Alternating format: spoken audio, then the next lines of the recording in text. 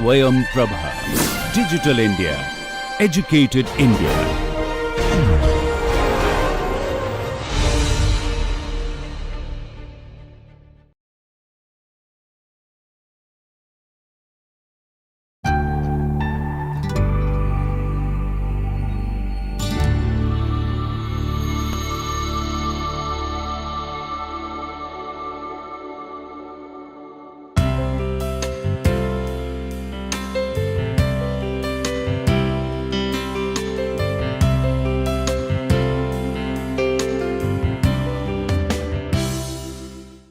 Hello students, today we will go in a slightly different direction, and as we are nearing the end of this series, we will look at the topic of structures, and we will focus on the works of probably the most important structural engineer to come out of India, one of the most iconic, and that is Mr. Mahendra. Now structural engineers, their work is seen, but they themselves are not seen as much.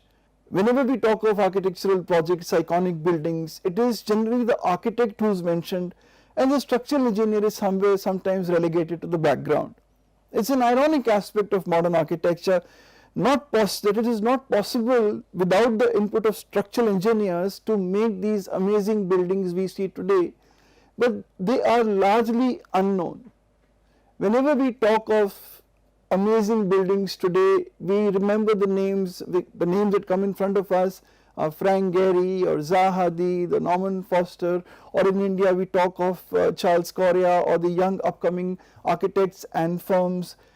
But where are the names of structural engineers who gave those dreams wings, made them into a reality? A Burj Khalifa or a Taipei 101 or any of the high-rise skyscrapers that we were discussing in the last session could not have been possible without the ingenuity of these structural engineers. Many of the amazing iconic buildings like the Heydar Aliyev Center by Zaha Hadid, or even the Guggenheim Museum in Bilbao by Frank Gehry, or the Guggenheim Museum in New York by Frank Lloyd Wright, could not have been possible without amazing structural engineering in the background. It is very rare to find a combination of a person who is both an amazing architect and a structural engineer. For example, Frank Lloyd Wright himself, or somebody like Antoni Gaudi, to a certain extent Fray Otto. So there are people like that, but generally since the time of the Industrial Revolution, when these professions got divided up, the structural engineer is one of the team members in the design of the building. So one of the reasons why they are not so well known is probably because they work in teams, and there is a less culture of egos in the structural engineering or the civil engineering profession, and some of the famous ones have really become well known along with the architects, and in India that structural engineer happened to be Mahendra, who is both a structural engineer and an amazing structural designer. He had a long stint as a structural engineer right from the post-independence period in India, of beginning with the modernization of India, including that in architecture, all the way into the 21st century, and he has an astonishing contribution that he has made to modern Indian architecture. Some of the most iconic buildings that come to your mind, many cases the structural engineer behind them would have been Mahendra. So this long stint of a long life from 1924 to 2022, and a very interesting journey. He began as a structural engineer as a part of the upcoming city of Chandigarh, and he worked with the team of Corbusier and his architects, and he made genuine contributions in that. There are anecdotes that you can read about, and his education, for example here the masters that he did in University of Minnesota was actually an outcome of his desire to learn more deeply about structures post his experience in Chandigarh. So here is a man who followed his passion to be a structural engineer. He was also a person who truly understood what the architect's vision was and how to bring that vision to reality.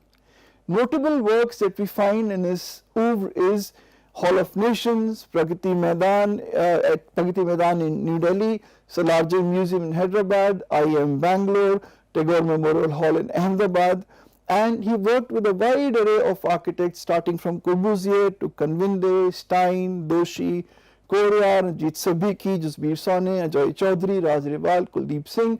Many of them he partnered with.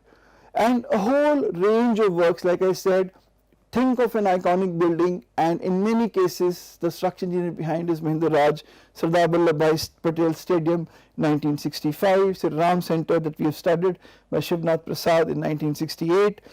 Then there is Kuldeep Singh's Flower Market in Chennai in 1989, Akbar Hotel in New Delhi 69, Scope Complex by Raj Rewal 87, Solar Pavilion in Madhya Pradesh in 2011, or the Premabhai Hall in Ahmedabad by B. Vidoshi in 74, National Science Center by A.P. Kanvinde in 94, Vidhan Bhavan in Bhopal in 94 by Charles Correa, Salvakau Church by Charles Correa in Mumbai in 77, IIM Bangalore by B. Vidoshi in 1983, and the British Council Library in New Delhi, Charles Correa in 1991. So both in the expanse, geographically working in different parts of India, as well as the time span from early 60s all the way into the 21st century.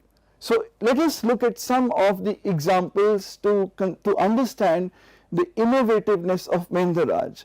Before we begin looking at these works, I would like to make one thing about him clear. Mahendra Raj worked under tremendous constraints as a structural engineer. The kind of forms that he evolved, the kind of innovations he brought about in his buildings were within the constraints of a somewhat primitive building industry, not having the kind of mechanization that was available in the West, not having the same degree of same finish and quality of building materials, not having the same kind of labor force which was highly skilled, and restraints of not being able to use, for example, steel in his buildings as much as he would have wanted, which was so readily available at the time in the West.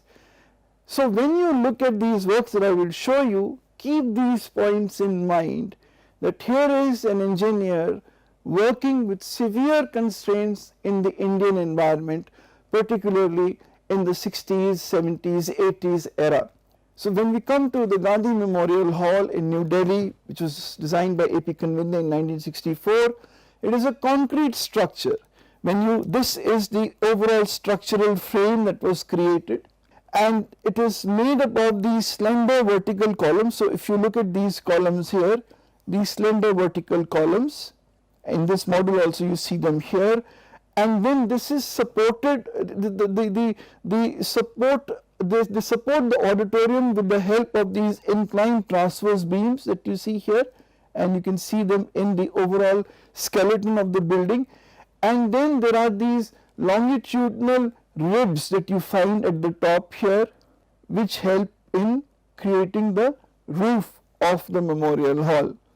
So this ingenious, simple structure in concrete, infilled by walling material, led to this memorial hall in 1964. And then the brutalist work of Tagore Memorial Theatre in Ahmedabad in 1965 by B.V. Doshi, made up of RCC folded plates, which was even in the West something of a unique structural innovation even at that time. And so this RCC folded plates provide the outer shell of this hall, of this theatre, and there are these folded plates are trapezoidal folded frames. As you can see, this is the trapezoidal image that you get out of it, the somewhat trapezoidal shapes that you get out of it, and these are sculptural columns and cantilevers within the building that you find. The main auditorium, the main hall, is cantilevered out as you enter into the lobby area. This is a vast high space in brutalist raw concrete, and you have these amazing columns, sculptural columns over which the hall has been cantilevered out, and this dominates the lobby. There is also the freestanding staircase, which was a well-known feature at the time. We have seen it in IIT Delhi, and there are other buildings where we have the freestanding staircase coming from the developments of Chandigarh by Corbusier. Then again we have folded plates, not in RCC but in steel. So this was in the DCM Pavilion in New Delhi, which was designed by Jasbir Sone in 1972. It's a temporary exhibition pavilion having folded plates in steel to create a shortened cone. That means the cone has been sectioned off from the top, and the base dia of this cone of folded plates is 43 meter and a height of 28 meter. Now the drawing that you see, I'm sorry it's not very clear because it's directly from the book of Mahendra. This is a very typical drawing that you would make in architectural graphics of a sectioned cone, where this is the sectioned area of the cone and the cone has been sectioned here.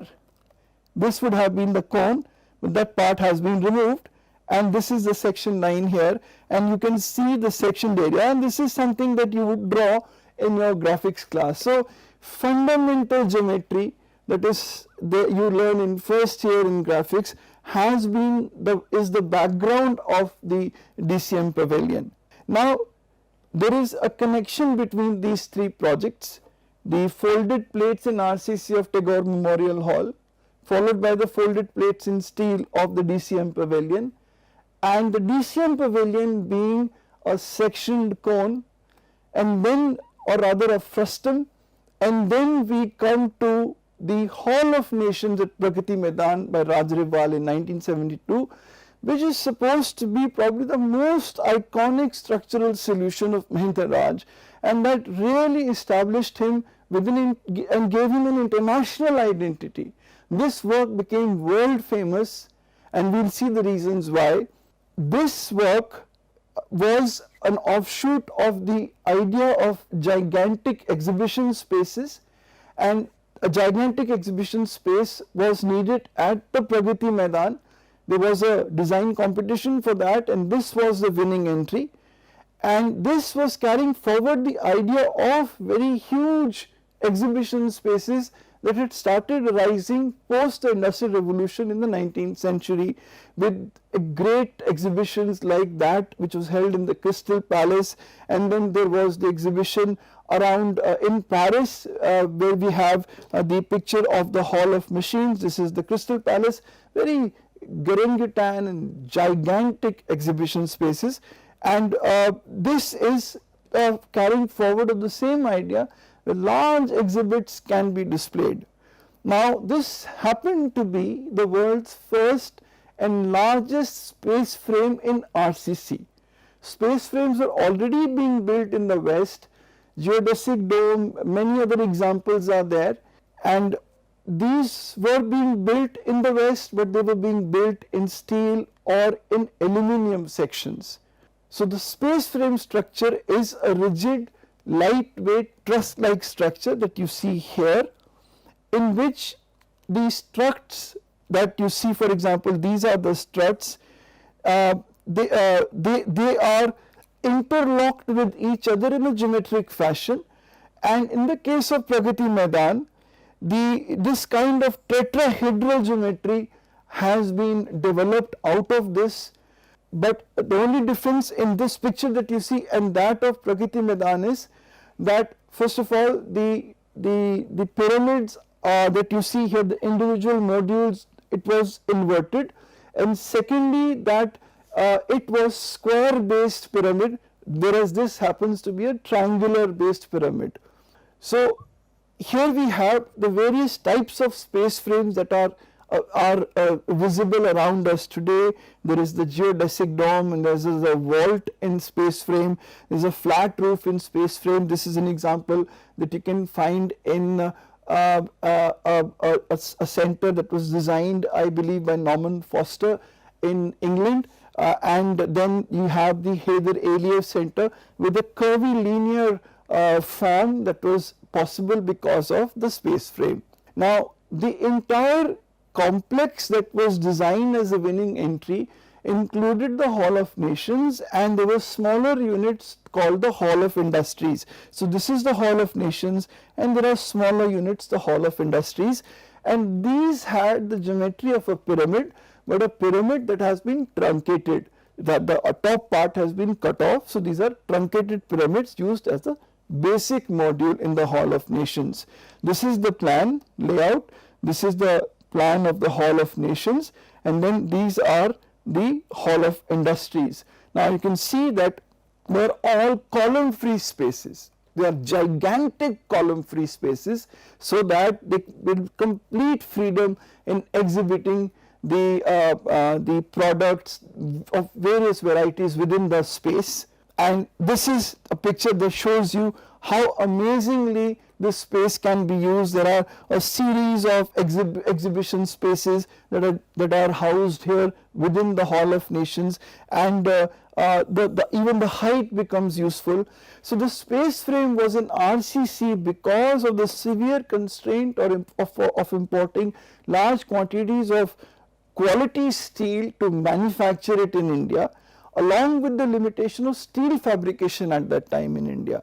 Therefore, the architect Raj Rival and Mahendra decided to make this in RCC, and thus came up an iconic structure which was the first and the largest RCC space frame in the world when it was built, and got international fame to both the architect and the structural engineer. Now in this case, the space frame of the Pragati Maidan, Raj Rival pointed out that this happened to be both the structure and the sunbreaker or the brise soleil.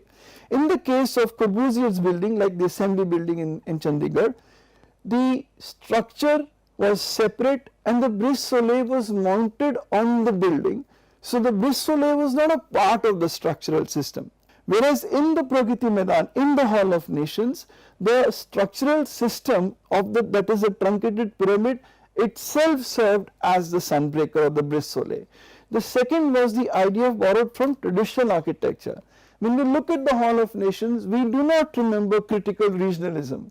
We do not seem to have, this is a very modern looking building even by global standards, but look at it carefully and hear what Raj Rival says, that it has the jali concept in it. So if you look at it carefully, it has the jali concept, but obviously on a very huge scale, and the hexagons and triangles of a Mughal jali have been borrowed and incorporated. So you see there is the hexagon and then there are the triangles within it, and that is creating a massive jali.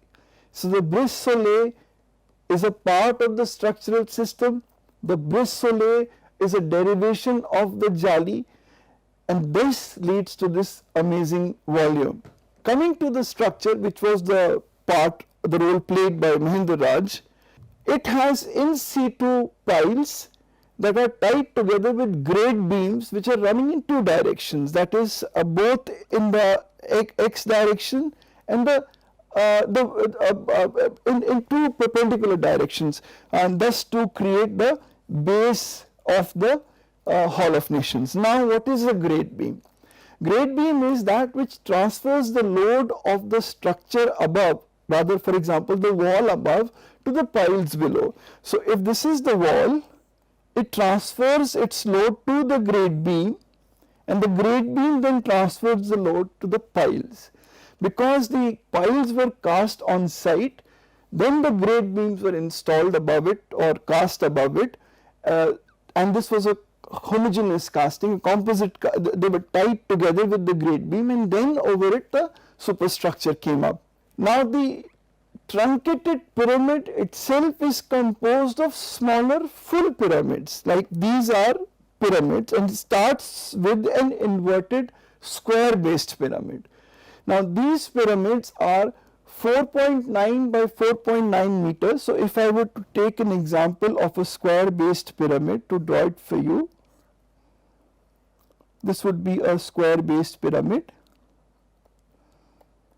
and therefore this is 4.9 meters and this is 4.9 meters, and the height of the pyramid, this height is 3.5 meters.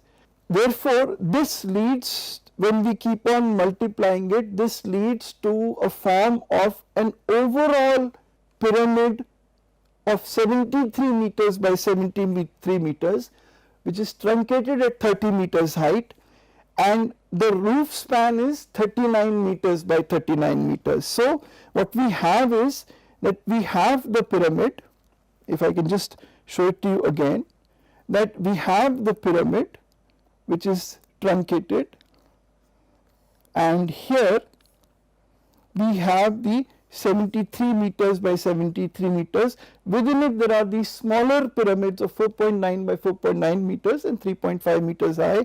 This 3.5 meters leads to a total height of 30 meters at which the pyramid has been truncated, and at the top level this is 39 meters by 39 meters. So, the basic pyramid. The other thing is that all the lengths, that means of the triangular faces of the pyramid, these members and the base member are all of equal lengths, that is 4.9 meters, and this, because it is an equilateral triangular square based pyramid, it leads to generating a slope of 54 degrees 44 minutes and 8 seconds, and this being the slope of this square pyramid, as we keep on mounting, it automatically generates the slope that we see in the Hall of Nations.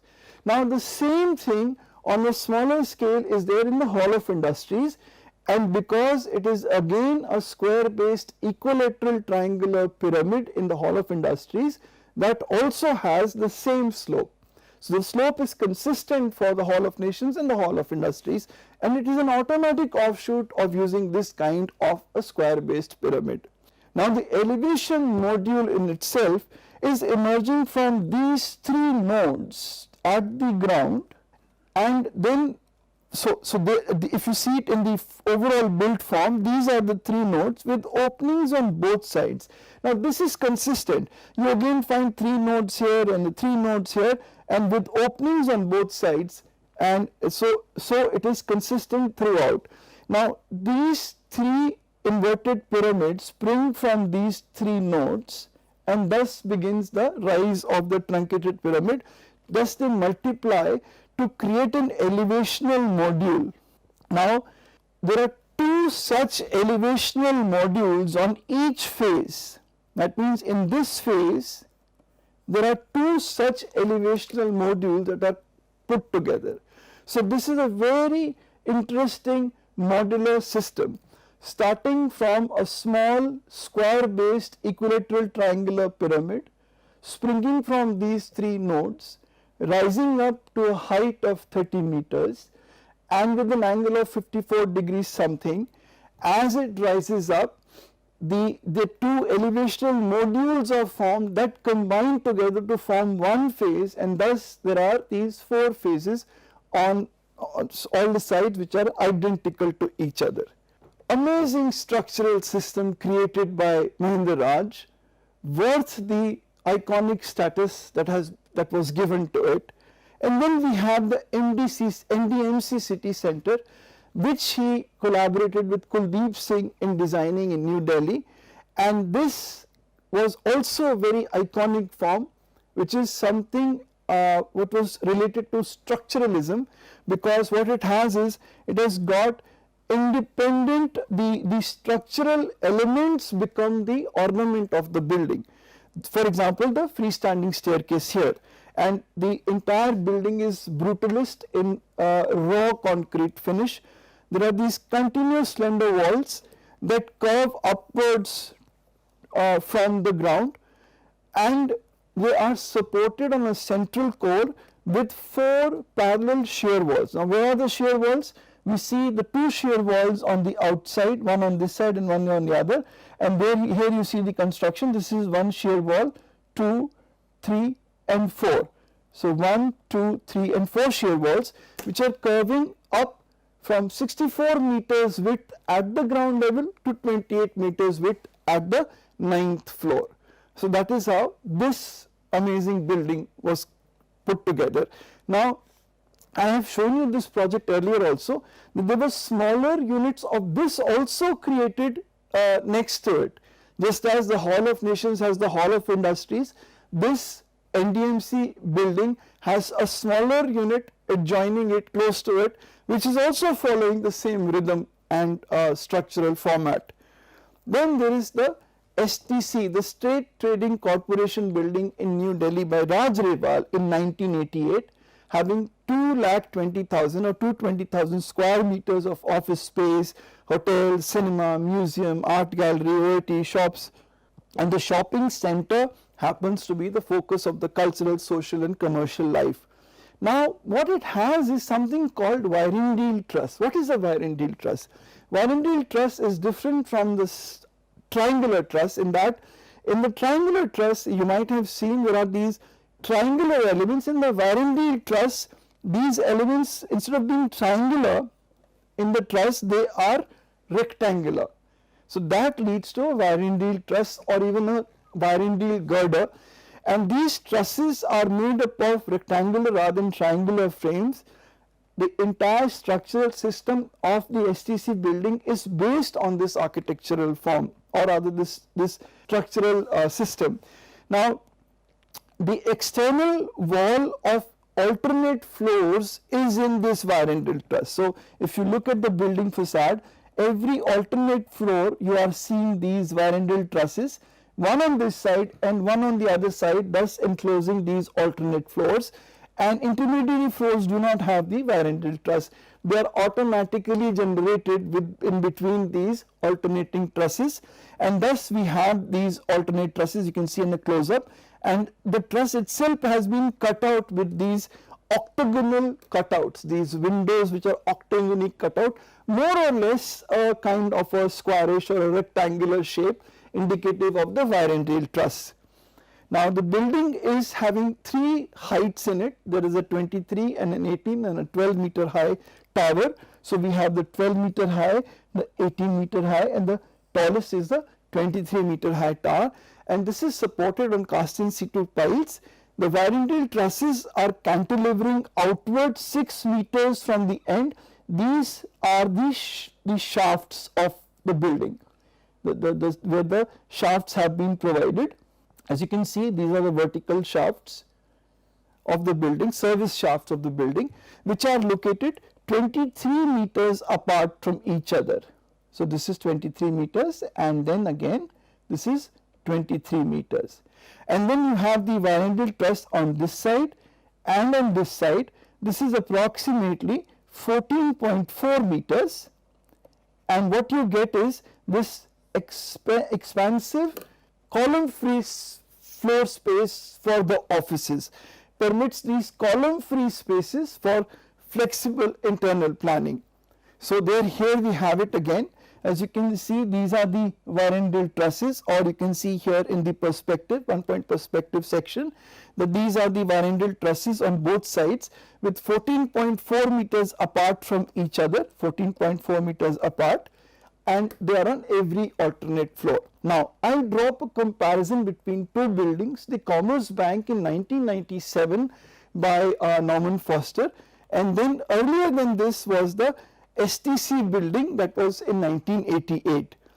And in the Commerce Bank, the Virendale Truss was used, in that these are large Virendale trusses which are holding the Commerce Bank like a it's in a triangular form, and this is column-free space, this column-free office space, column-free office space, and just like in the STC building, the service cores are on the periphery in the Commerce Bank, and it also has sky gardens. As you remember, I told you in the presentation for Search for a New Architecture, I was talking about GYS vision of morphogenesis. Sky gardens are provided in the Commerce Bank. So, the idea of these two buildings is very, very similar, using the Virendale Truss. Now, there are other buildings that have come up with Virendale trusses globally. These are a few examples that you see where Virendale trusses have been used. Now the other aspect of it is cantilevering of the I'm sorry, not cantilevering, but projecting the floors above so that shading happens to the floors below. And in fact, there is also an aspect of mutual shading happening because of this kind of arrangement. So you also find some mutual shading happening in the facade. And overall, the cladding that Rajrival did here is with sandstone, which is reflective of the traditional architecture of North India.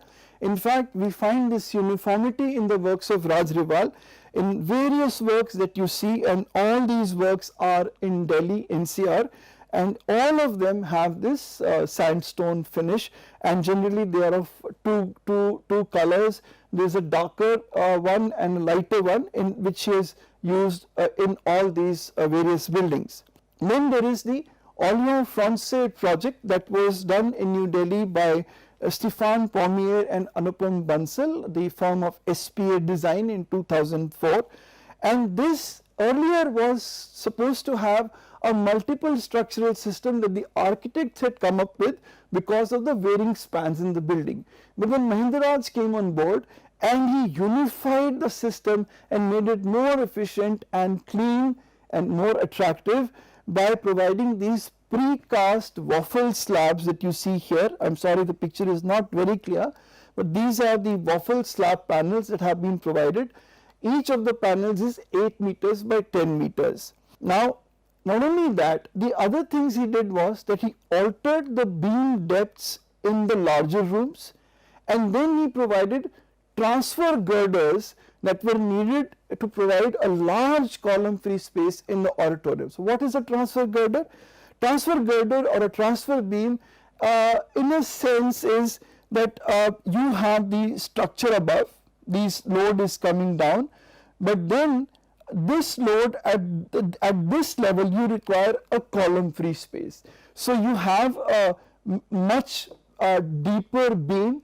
It is having more width to span the higher depth to span ratio, and as a result of that it carries the load of the structure above and then transfers it to the extreme columns. So for example, if this is the building and this load is being transferred to the grade beam here, and then it is transferred to these the peripheral columns and taken downwards. So the grade beam is very important to create this kind of column free space at a given level, and thus you find these grade beams provided to create the auditorium space.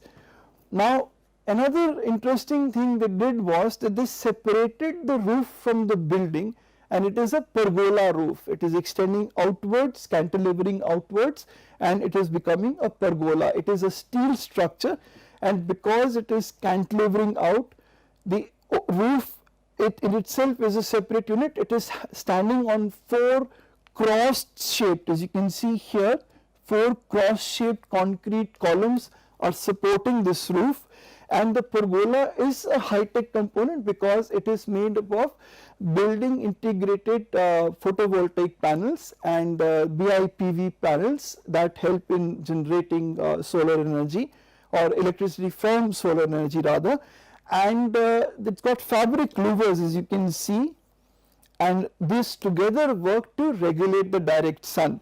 Now there are also ample outdoor spaces that are created which are under this massive pergola where interactions can take place between students and visitors, etc. These are the drawings. This section shows you the amazing spaces that have been created, the auditorium within. As you can see, these are the grade beams in the section. These are the grade beams that you can see, which are taking the load of the from above, and thus the auditorium is created. And this is the massive pergolad steel roof structure, which is somewhat independent of the building. And then we have the Jaisalmer Airport by Studio Vanro in 2013. It has a double skin wrap of GRC jalis, glass reinforced concrete jalis, and glass itself to provide thermal comfort and also reflective of the traditional architecture of Jaisalmer in a modern context. Now, yellow sandstone has been used, which is reflective of the material available in Jaisalmer. It connects the identity of the airport with Jaisalmer. So, the architecture is the identity of Jaisalmer, the outward appearance in terms of jalis, etc., and the use of material. Now, the jali work at the entrance portico and the mushroom shaped columns and the dropped slab structure have been provided here at the entrance. This is a very large space that has been provided, and thus the solar glare doesn't penetrate into the airport. Now, what is a dropped slab structure that Mahendra Raj has used? If you look very carefully, here this is a mushroom column. You see, in a flat slab, the beam is not there, the slab is directly being carried by the column, but in that situation the column can punch into the slab. To avoid that from happening, a drop slab is created. You can see it very neatly here. A drop slab is created underneath the flat slab, and then there is the column, and that prevents it from punching into the flat slab, and that arrangement has been done. Besides, you see in the roof form, which is a barrel vault, not exactly a barrel vault, it's a vault, and we'll come to the section to explain why I am not referring to it as a barrel vault. There is a gap created here that brings in light from the top, that is the skylight. These are some of the views of the airport. These are the mushroom columns, and this is the jali work on the outside. Now, this is the frame of the roof, and we'll look at that. What is it? There are these 10 asymmetrical trapezoidal steel arches that have been created. This is the drawing of the arch, and the trapezoidal part is that as they go up, they take a kind of a trapezoidal shape, and they have a span of 66 meters from one springing point to the other, and this forms the airport roof, and it is said that it is also reflective of the rise and fall of the sand dunes of Rajasthan. Along with that, the arches themselves, these 10 arches, if you can count these 10 arches here, they are interconnected in between by these 4 triangular cross trusses, and as a result of this, these cross trusses help to contain the horizontal forces that can come through an earthquake, that come through the wind, that come through temperature variations. They account for that. So, this entire structural system was evolved through Mahendra Raj consultants. In conclusion, seeing all these buildings, what do we see? One is the chronological range coming from the early modern period in India in the 1960s all the way till 2011, 2013. So, this is a very vast period when he saw the rise of modern architecture in India all the way to today. Not only that, we see the different regions in which the structures have been built. I have only looked at very few for a summary. There are many others spread in different parts of the country, and the architects that he has worked with, some different architects who have associated with him in designing their iconic structures. So, all the iconic architects you can name today at one point time or another, particularly of that era of the 60s and the 70s, have had a structure that they had done along with Mahendra Raj. So, B.V. Doshi says in conclusion, to transform buildings into great architecture, the architect should not only look at the surface, skin and form, but also its structure, which needs sensitive engineering, and Raj was such an engineer. Rajrewal says that Mahendra Raj has carried the whole modern Indian architecture on his shoulders because of the longevity of his work and his interaction with him. That, or rather, Rajrewal says, my interaction with him was like a jugalbandi that has helped enhance and execute my visions. Such was the amazing contribution of this structural engineer. Now, we are not here to deify or to glorify one man. No, that is not the purpose. The purpose is to tell us the importance of structures in making very amazing and interesting buildings. The Vitruvian triad comes to mind: form, function, structure. All three are important to come up with a good building. But in this case, the structure is done so sensitively and aesthetically that it makes a major contribution to the aesthetic of the building. And that is what a structural engineer or a sensitive structural engineer strives to do. That is what Fazlur Khan tried to do when he came up with the idea of different designs, structural designs for skyscrapers. So that is why a CS tower looks so beautiful, or a John Hancock Center which is tapering towards the top looks so beautiful with its cross bracing, because Fazlur Khan devoted himself to sensitive structural engineering. I will conclude here, and we will begin in the next session with looking at a search for a new architecture. Thank you.